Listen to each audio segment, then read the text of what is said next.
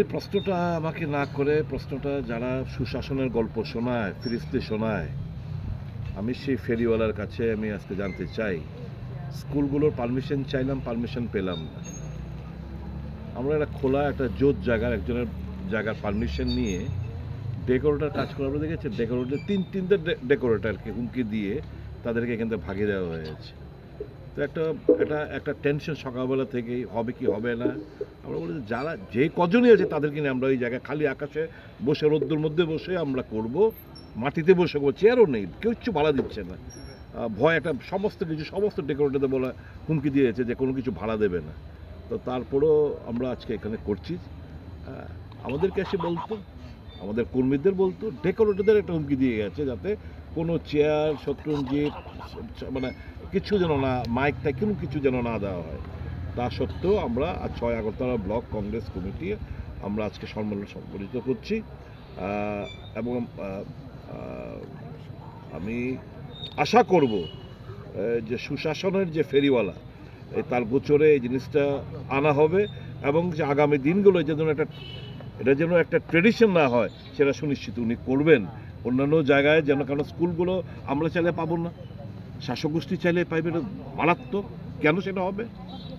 আমি যখন director school এডুকেশনকে জিজ্ঞেস করলাম কেন পারমিশন না, স্যার একটু উপরওয়ালাতে আলোচনা করেন না, স্যার একটু মুখ্যমন্ত্রীর সঙ্গে আলোচনা করেন। আরে পারমিশন দেবেন আপনারা, আমরা বন্ধের দিনে করছি, কিসের অসুবিধা? কোনো সদুত্তর নেই। কালকে শাসক গোষ্ঠী যে কোনো সংগঠন চাক তাদেরকে পারমিশন দিয়ে দেওয়া হবে। এটা তো গণতন্ত্রের উপর মারাত্মক আঘাত। যাই হোক, ওরা গণতন্ত্রে বিশ্বাস করে না, এরা এরা পেশি শক্তি এবং অর্থশক্তির উপরেই তাদের বিশ্বাস, মানুষের উপর আস্থা বিশ্বাস নেই। আমরা আশা করব এই সুশাসনের ফেরিওয়ালা প্রয়োজনীয় পদক্ষেপ গ্রহণ করবেন এবং এটা যেন একটা ট্রেডিশন না হয় সেটা সুনিশ্চিত করবেন। কি নষ্ট করা হয়েছে, কি নষ্ট করা হয়েছে? আপনি দেখছেন না, এই দেখুন না, এই যে দেখুন না, এই সমস্ত ভেঙে গুড়ি দেওয়া হয়েছে। এখানে করতে দেবে না, সম্মেলন করতে দেবে না, স্কুলের পারমিশন দেবে না। আমরা করবো কোথায় তাহলে? আমাদের তো অধিকার, গণতান্ত্রিক অধিকার, এটা গণতান্ত্রিক দেশ।